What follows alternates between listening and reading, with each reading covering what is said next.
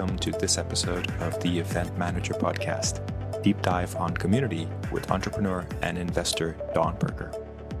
On this episode, we talk about Don's love for bringing people together and how it brings him joy. We talk about the word community and how it's thrown around a lot and how the concept deserves to be better understood. We talk about the definition of community and how Don defines it as something that gives people a sense of belonging.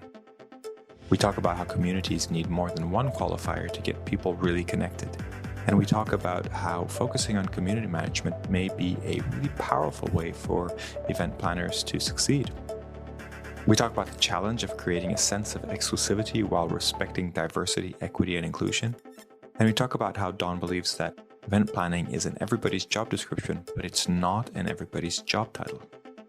We talk about how community organizing skills are the differentiator between good and great event professionals. And we talk about how event organizers should define what community means for them and their events, and also name their community to really be successful. I hope you enjoy this episode of the Event Manager Podcast. Please do check out our other episodes. And of course, we ask you to subscribe, like, and share and review our podcast wherever you get your podcasts. Thank you for listening.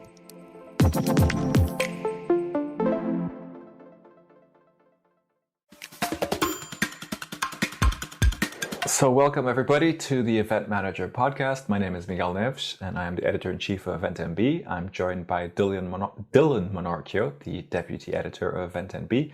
And our guest today is none other than Don Berger, entrepreneur and investor. Don, thank you so much for joining us on the show.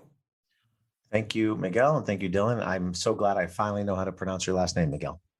It does come up as a sort of trick question a lot. So for people that don't know who you are, Don, could you give us a short kind of intro about you and kind of how you came to be in this world of the event industry? Sure. So most people in the events industry probably know me from founding Social Tables. I started it in 2011. I sold it to Cvent in October 2018. In fact, we're about to mark the 3-year anniversary since the sale. I stayed on board with Cvent for a year to integrate the business and then moved on. I guess we can break some news here. This wasn't public information. I was in the process of looking very seriously at purchasing meetup.com as I was exiting Cvent, but that deal fell through. It was recently sold. It was owned by WeWork previously. It was recently sold to a bunch of investors, the guys who started DoubleClick. And it was before COVID, so you can say I may have dodged a bullet, but I was pretty certain I was going to be involved with that company after selling Social Tables, but that was not the case. Before starting Social Tables, which for those who don't know is the world's leading event diagramming software, we had a bunch of other products, but that was our main claim to fame. We introduced the world's first collaborative CAD program for events. Our software was used at the time for 1.5 million events per year, and we served about 6,000 customers worldwide. Before that, I worked for a member of Congress for 4 years, one of the more senior members of Congress, and that's really where I fell in love with events and learned how important they are in getting communities and people together. And then before that, I was, a computer geek, and I'm an immigrant, like maybe many of your listeners. Moved to the States from Israel in 1990 when I was 9. And yeah, I live in Boise, Idaho. I relocated here about a year ago during COVID, and before that, I spent 10 years in DC, and before that, New York City. Great. Well, I know that you've been working, more recently on looking at how to foster professional communities and professional networks. Can you talk a little bit about where you're going with that? Yeah, I think, as I've done the exercises that kind of help you find your passion and whatever, I think the one thing I realized about myself is that I love bringing people together and seeing those groups that I bring together flourish. It just brings me a lot of joy. And just tonight, for example, I host this monthly thing in my house called Founders and Fire Pits. And it's a group of entrepreneurs here in Boise, or entrepreneurs that kind of get together in my backyard and hang out. And it started with 3 people, and now it's 40.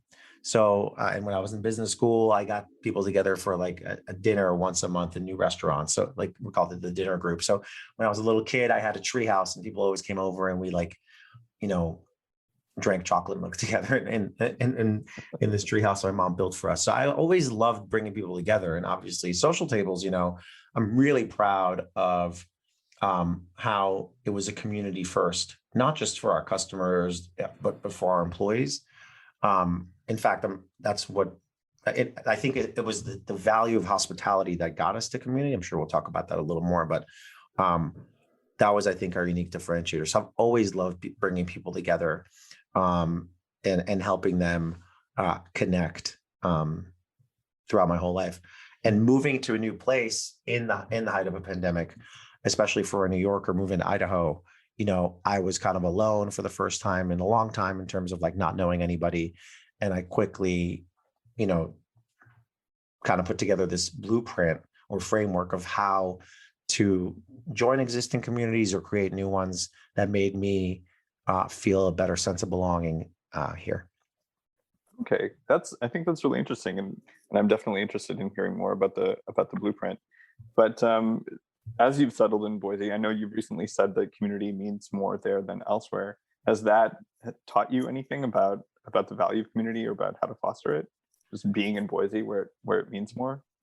Yeah, you know, so I think as event professionals, we throw, obviously our goal is to, I've always said, you know, event planners create worlds and then tear them down in a few days. And I find that fascinating. And everybody's talking always about how to create, you know, a 365-day event, you know, kind of like all the different things that go to creating a community. And we really throw that word around a lot. And it's one of those things that really needs to be defined better in order for us to actually be successful at it. You know, event planners are community organizers, but before we can, you know, say that that's what we do, we have to really think about what that means. And for me, it means giving people a sense of belonging, making them feel at home when they are at your event or at your meeting. You know, and I've put together kind of my own kind of thoughts on this, which we can talk about in a bit, but I would say, you know, it's just thrown around a lot. It's synonymous with neighborhood. It's synonymous with a certain population, with association. You know, we talk about the event planning community. As a Jew, we talk about the world Jewry. You know, we talk about New Yorkers being a community, but that's really not enough. I find that, you know, you can't have a community with one qualifier. You need to have 2 or 3 in order to really get people to be vulnerable, feel connected to one another on a deeper level than just sharing a religion or sharing a geography or sharing an association or whatever. One is just not enough. I think that's really interesting. And to your point about the word being sort of tossed around a lot, it seems like some of the more adamant proponents of community and events now are tech companies, and they seem to be tying it to the concept of year-round engagement and ongoing engagement. And you know, the concept of community is very much motivated, it seems, at least from their perspective, by the desire to drive engagement beyond the confines of the event. And so I wonder, you know, do you see kind of value in the way they seem to be conceiving of it as, you know, something that happens largely online, partly on demand, possibly, and that should be facilitated in a dedicated space that the event organizer owns and manages? Or do you think that kind of a value proposition is more just like a vestige of pandemic pessimism when they thought there would be this virtual engagement vacuum that they had to fill? Oh, I mean, look, I think that there are I think event planners have a lot on their plate, and oftentimes because they're pushed on generating revenue or, you know, generating ROI or generating whatever, like sponsorship dollars, they don't really focus too much on, it's not a priority for them to focus on community building, community organizing, unfortunately, when arguably it should be the first thing they focus on, because when they do that, they'll get more appropriate sponsors. They'll get more retention. They'll be able to target the right folks to their event. So I think the trick is, how do you create a sense of exclusivity for the community members? In other words, the event goers. How do you create a sense of exclusivity while maintaining diversity, inclusion, and equity? And that's a really fine balance, because inclusivity and exclusivity are on two opposite sides of the spectrum. And I think that a lot of people kind of follow some sort of checklist. They're like, oh, we'll have an app, and that app will have a directory, and then we'll have an online forum, and we'll have a LinkedIn group, where doing those things is not the actual answer all the time. Those are tools. They're not the actual answer that foster the community that we all want to be a part of. I think it's interesting, the concept of inclusivity and exclusivity being at opposite ends of the spectrum. I mean, when we use those terms, especially as we describe sort of event audiences, are they on the same spectrum, or is that in some sense an equivocation? Because you would want, you would want a community to be exclusively based on some kind of a commonality, a common interest, or several, as you were saying. But the inclusivity component of it, I mean, doesn't exclude people for the criteria that you would normally think are important for the purpose of being inclusive, right? In a virtual space, you almost have a better shot at being able to create a community around fixed criteria because of the massive pool of people who could fill it, right? Yeah, no, I think you hit the nail on the head, right? Exclusivity is a feeling. Inclusivity is a stat. So if you're thinking about virtual events, then certainly, I mean, the world is flat, right? Anybody can attend. And you arguably have to be, even more laser focused and use a very sharp knife in order to really segment out what you're looking for. I think about the old days, like online and stuff. It's like you had all these lurkers. I mean, to this day, right? Most of the people on social media are consuming, they're not creating. That's arguably changing. Everybody's a creator in certain senses, but we have these lurkers, and the agenda is usually dominated by several people, whether it's like your association's volunteer board or the people who've been going to your meeting for like 20 years. So they feel a sense of exclusivity because it's like their thing or whatever, but how do you bring it in and make newcomers feel welcome? How do you make sure they are interested? How do you make sure that they're connecting with the right people so that they can come back? Yeah, I think a virtual space is definitely, there's much room for experimentation and much more room for, curating the experience to ensure it feels and acts and smells and looks like a community. Given that you have social media, you have de facto communities formed around certain kinds of social media personalities, groups, but that a large percentage of those de facto communities are not really active participants in it. Do you think that for the purpose of events, community formation involves some kind of an interactivity or engagement that's more active? Or do you think it's perfectly acceptable, even within the context of events, for community members to just like passively enjoy their membership in the community and for that to be kind of valid community formation for the purpose? Yeah, it's so interesting, right? Like, I don't know. We've all been to events where it's like the same I mean, like, look, we don't want an event where like everybody's a speaker, right? Is that a rhetorical question? I don't know. I mean, I think it depends on the nature of the event, but wouldn't that be ideal, right? Like if you think about an event, like a true event that adds so much value, it's like everybody there can add value in a certain way. And speaking maybe is just a metaphor for being active members of the community we're creating. I think that's interesting. I think that's an interesting idea. Like I think an unconference comes to mind, like how people just show up and kind of like the agenda is set by the people that are there. And, arguably that's the best agenda because event planners are always trying to like predict the future and to kind of tell us what we need to learn as opposed to like, maybe doing the really hard work of creating the most epic content that like will be useful to everybody in the room. I don't know, to be honest with you. I don't know the answer to that. Well, how would you explain community for an event or for an event brand in practical terms, sort of from your perspective? It sounds like you're running a couple of different communities and that they've grown very organically. In terms of the practical application for community development, what would you say are the kind of primary features and what that involves? Well, I guess, again, I'm maybe breaking news here, but I've decided my next venture is going to be I'm going to start a hotel chain. A boutique hotel chain is kind of like my next venture. And that's one of the key questions I'm focusing on from day one is how do you create an authentic community from design to execution? And I think there's multiple components when it comes to designing a hotel or designing an event or designing a festival or a conference or whatever it is that go into community creation.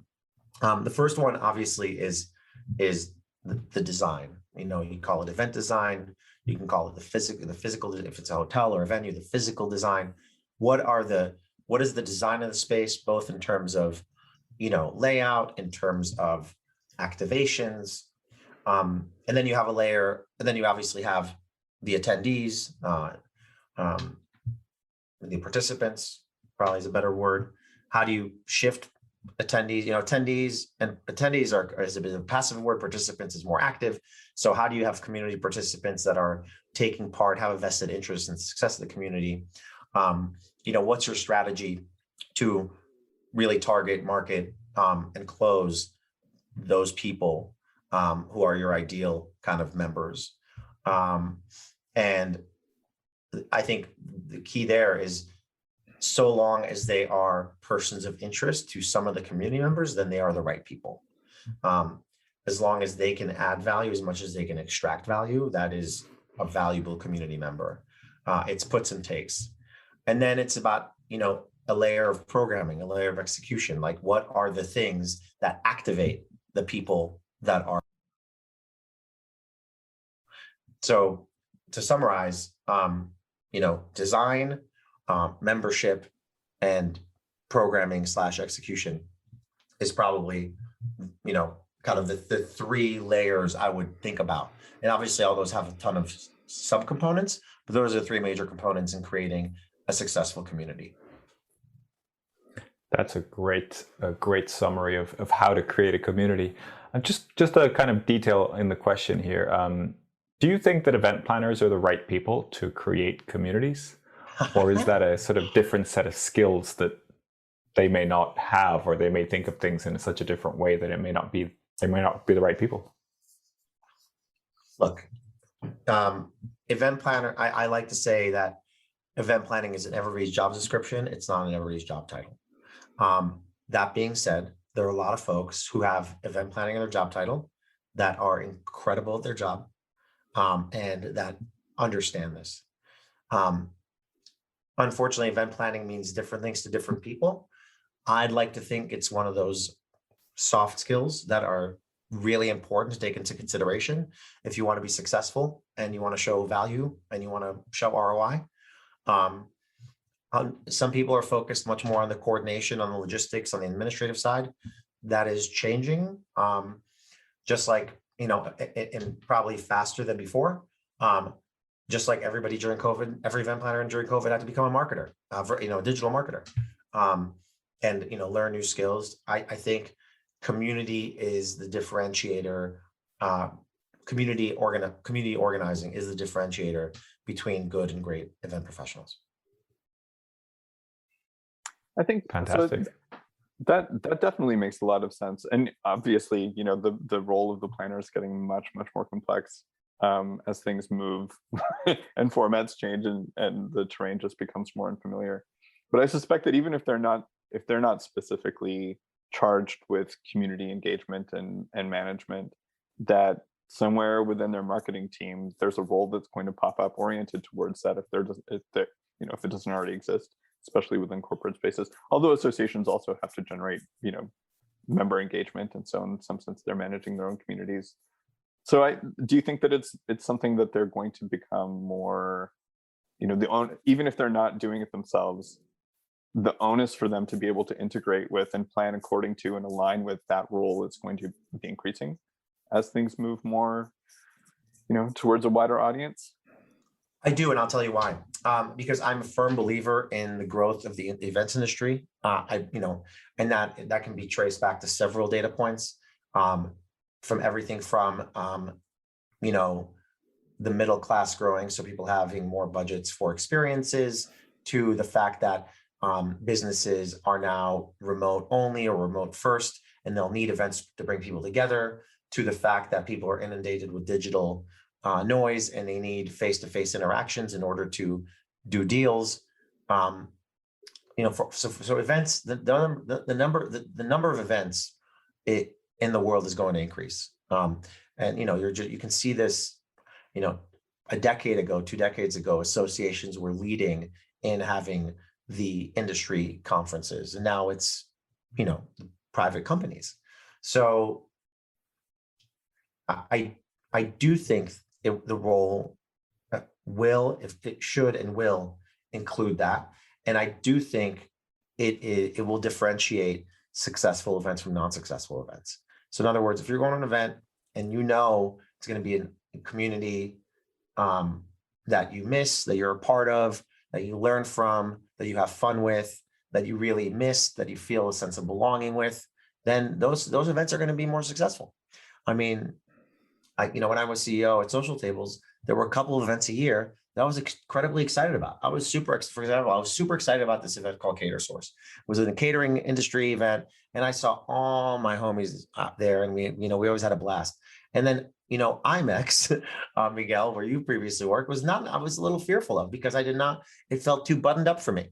Now that was, it's a hotel thing versus like a catering thing. So it's different industries, but IMEX felt a little more sterile than Cater Source. At these examples, this is to me. Maybe it's also because I didn't really feel that much belonging at IMEX, because it was mostly, people booking meetings and people trying to book those, and I wasn't of interest to either party. So, I think, but at the end of the day, I think it's, you're trying to get people to go to your event, and you're trying to make sure, you increase your gross revenue.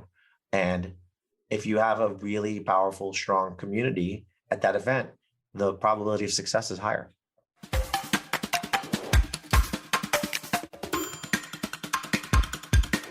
So, Don, you had a really interesting kind of way of defining community, and it sounds like you spent a lot of time working on that, and wondered what your advice would be for people that are looking to get to that level, or should they just take your description?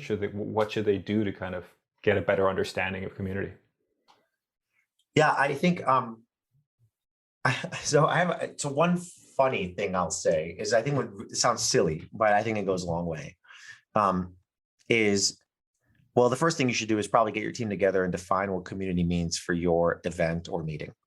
And one fun activity that can create a very quickly create a sense of belonging, and kind of like an us versus them, like community people versus outsiders, is just give your community a name. Like if you have a podcast, what do you call those podcasters? You call them, EMers, or what, like for the EM blog or whatever. Like just naming your people is a good start to kind of create that community. But I would get the team together and think about what community means for their event. But I would also say that community starts at the team level. And I think what made Social Tables so successful is that we were a community. People worked at Social Tables that really believed in what we're doing. The space was designed in a way that created inclusivity.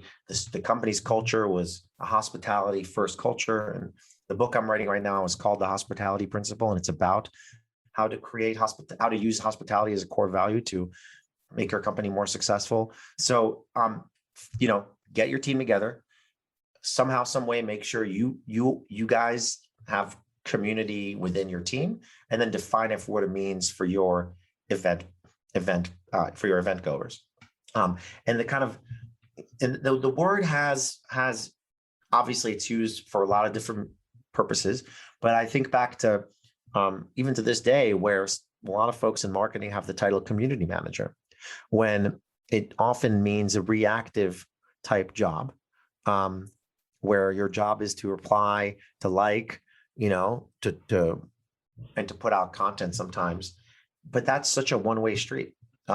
It's superficial engagement, and people see through that these days. And you really need to make sure that the community you're creating is authentic to your brand and to your mission.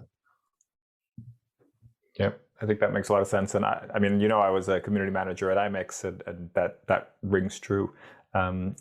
Quick anecdote: I was at South by Southwest in 2016, and I remember going to a session for community managers, for social media community managers. And it was this sort of like random session where everybody was up in arms how like social media community managers were these people that knew all these parts of the business, but didn't really have any sort of career path within the business. And they were getting really involved in all these different communities, which was fantastic, but nobody really understood them and nobody kind of understood what they did. And I think that kind of says a lot to this idea of community being maybe a misunderstood thing, or at least within most companies, not kind of paying enough attention to it to really give it its, the attention that it really requires. I mean, I think you did management, the next event planner. I mean, I think Miguel, you did a wonderful job at IMEX because you went above and beyond in, including Karina and including, what's his name? Her dad. Ray, and including Ray, getting them to be visible, creating, you did the video interviews early on the show floor and so forth. I think you were really great at that job, and to the point about having to know what's going on in the business. I think that's right, because at the end of the day, nowadays crises unfold in front of our eyes in real time on social. So you need to brief the community manager right away about whatever is happening, or what products being released, how we're responding to this, what's our COVID policy, whatever. So that makes sense that they have to be very involved, and yet they're oftentimes seen as a junior role, and not part of a larger strategic team. Yeah, and I think the community manager, in many ways, is a great kind of listener and will usually, well, at least hear things first, but also have a good sense of how the community around a company or an event is going to respond. So while I'm not suggesting that community managers should make business decisions necessarily, they may be a good person to sort of test out statements or things that are going to be released or ways of doing things, and sort of going, well, I don't know if people are going to respond that way. At least I always felt that. And I think most of the times I was right, but I don't know if I could kind of fact check myself back enough to kind of prove that, but that's a gut feeling I have. Well, I think that makes a lot of sense. I know that, I think especially within the corporate side, I would assume that successful marketers are regularly engaging people who are front facing, and it makes sense to have a role within their team specifically to engage with the general public, because community managers essentially adopt the almost customer support like function of being custodians of what the users and the general public feel about a particular company. I think it absolutely makes sense that they would have that kind of feedback-oriented role. And I know from having worked in the support team at EventMB 10 years ago, that we, having access to people and having regular conversations with people offered a really kind of invaluable insight into exactly what you were saying, how that messaging would be received, how to communicate with the people who actually use the product, how, people will engage with the brand and what they already think of it. And I think that in a lot of cases, marketers are somehow, in some sense, removed from that sentiment, because they don't deal with people on a daily basis who actually use the platforms. That's a really good point. And if you actually think about it, like calling your users, your participants, your members, a community is a bit presumptuous. Like, how do you know that they feel like they're part of a community? You know, like who are you to tell me that I'm a community just because I bought your software, or just because I went to your event once, or just because I remember your association? It's presumptuous, and you know, a lot of people think they're creating communities, but they're actually not. I think of one product that does this, that does community really well, is the email client or application called Reportive. It's a layer on top of Gmail to be able to access your email. But these guys do such an incredible job. They respond to every email. Whenever there's an update regarding something, you contact them, they update you about it. You hear from the CEO on a semi-regular basis with not just product updates, but with life hacks and it's kind of like random thoughts. And I really feel like I'm a part of this, like, you know, global community of email hackers that use Reportive over something else, because they treat me like an individual and my voice is heard and they get back to me and they use, you know, really nice language when they talk to me, and I hear from the CEO regularly. So I think all those things are really good examples of how easily you can engage people to make them feel like a part of something bigger, which is really what a community comes down to. I think that's really fascinating. But do you, like, when do you cross that line? Right, because there's so many companies that do the whole, you know, CEO sends you a message, call everybody a community, maybe it has nicknames, but like I've been on the receiving end of those things, and sometimes they don't work for me. Like I don't feel like I'm part of a community. I mean, is there a recipe? Is there a way to tell when you've created a community, or do you just do that until people feel like they're part of the community? So let me just turn the question. What would make you feel? What makes you feel like you're a part of a community? I think one of the most important things for me is being asked what I like, and not feeling like it's sort of like a 20-page survey that's going to give their product team a lot of things, but just like an open-ended question, or kind of, I don't know, just asking for my opinion and feeling like it's valued. Probably is the thing that I feel is missing in a lot of these kind of transactional conversations that are marketed or that use language that kind of talks community, but in my mind doesn't really, walk the walk. Right. And so if you think about it, every association, as an example, has an annual survey that they do to get feedback from members. I would hazard to say that 98% of surveys you fill out with your opinion don't get responded to. I would say, maybe 40 to 50% don't even get read, word for word. So I think the first step is taking the communities, I'm using that pejoratively a little bit, but taking the community's feedback and opinions and thoughts and following up on them and taking action on it and proving you're taking action on it. So at Social Tables, for example, we have this tool called Tiny Pulse, which you send a survey to the employees on a bi-weekly basis, twice a month. And you're saying, we ask them different questions, and people got tired of it because we never responded to it. And then so what we started doing is, instead of the HR person responding to it, we put it on the managers to respond to it, to every person's comment. It was anonymous, but you can see who they can respond to the teammate, and responding to each one directly. And then we even went as far as, during monthly town halls, we highlighted what people said in Tiny Pulse, and then we actually showed what changes we made based off of that. So you got to have that feedback loop closed in order for people to feel like they are, you authentically care about them, they're listened to. So as an event, for example, you have an event survey, and don't have an event survey if you're not going to respond to it individually, directly.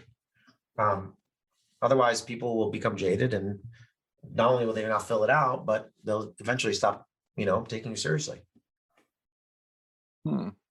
That's it's a sort of bold assertion. I'm not sure that all surveys are geared towards necessarily fostering community. I mean, there are all kinds of surveys that are meant to collect quantitative data based on engagement and satisfaction that maybe don't merit a response. But I'll say that for me, when it comes to Dylan, just to push you on that a little bit, like, what's wrong with saying, if somebody says this was an amazing event, sometimes feedback doesn't happen from the first pass. right? How many times have you been like to a movie and you're like, you went to with your friends, oh, how was that movie? It was a great movie. Oh, cool. Okay, let's go get a drink. It's like, oh, what'd you like about that movie? What didn't you like about it? I mean, it's just about a conversation as opposed to like a like a just kind of a transactional question and answer. Oh, Most people have absolutely. opinions, right? And we just need to push them on it. And that takes work, but that's how you really, that's the work in the trenches to build a community, at least the core part of the community, to make people feel valued. Yeah, I think absolutely. If you're looking at fostering a community, being responsive to the feedback that you receive is critical. I'm just thinking about the scale, right? Like if you think about an event like IMEX, and they're likely going to have a post-event survey. How are they going to respond to like a thousand survey responses that might have provided interesting qualitative information? Well, I would say IMEX is probably a little late to the game, so to speak. But you can do, if you have a 10,000 person event, right? And you have an NPS, or you're asking, 1 through 10 or whatever, like you can like at social tables, we had an NPS, Net Promoter Score survey. And we responded to everybody under whatever it was, 3 or 4 or whatever, and anybody who was over 8, right? Because we had our promoters and we had our detractors, and we reached out to those. So you can kind of create a bell curve to respond to specific people. If there's a lot of people, there's ways to segment the folks I'm talking about in order to kind of lessen the work, because I totally understand you can't respond individually 10,000 people, but all events start small, right? So maybe that's the way to do it, is if you're just starting, you start small, and like as you grow, you have a strategy that's a little more surgical. A lot of companies that have built famously successful communities facilitate content creation within the communities that's community driven. So community members themselves will create content or create events specifically for the community under the umbrella of Apple or Google or whatever. And that will foster its own kind of like low lift, very scalable kind of community engagement. I wonder if that's not something that standard, just event planners who don't belong to Google or Apple can take inspiration from. Do you think that there's anything to be said for allowing for an event brand's community or an event brand's audience to have some of the control over that content creation if they're able to do it around the event? Absolutely. I mean, I think that's such an important sign of a strong brand or a strong event, when it's, a lot of it is led by the members. And, I think Microsoft comes to mind, or Salesforce comes to mind. They have these like power groups that these are ambassadors. A lot of tech companies have, product evangelists. So I think that's really important. But I would imagine the audience we're speaking to is not, that far. And I'm sure I'm wrong in some cases.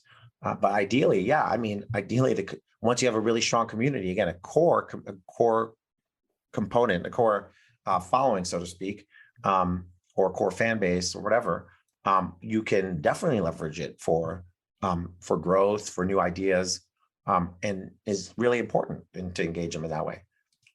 Yeah, I mean, a lot of these, I think, have quite large strategies around the kind of evangelists and all that sort of thing. So I think it's probably beyond the scope of most event professionals, but I think it's definitely worth noting on that, how it's done and how those big companies have been able to do that over many years.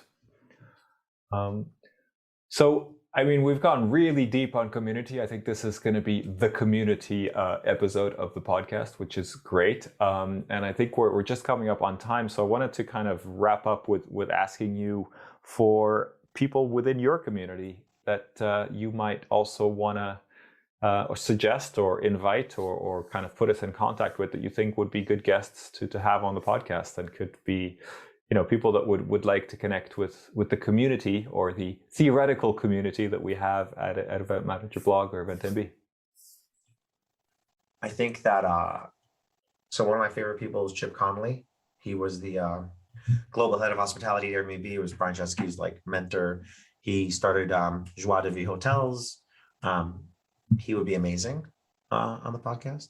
I think that somebody from YPO on the events team, the global events team would be really interesting because YPO has done an incredible job in creating this literally 30,000 person member CEO association, which I think cumulatively would be like the 5th largest GDP in the world or something like that. Those are probably, so one Chip is more of a physical kind of like community guy in the sense that he's got the hotel and lodging experience. And somebody from the YPO team is a, really global event management that really relies on a lot of volunteers and regionally and locally to be successful. So those two, that person in that category is probably my 2 recommendations. But I can continue to think about it and get back to you.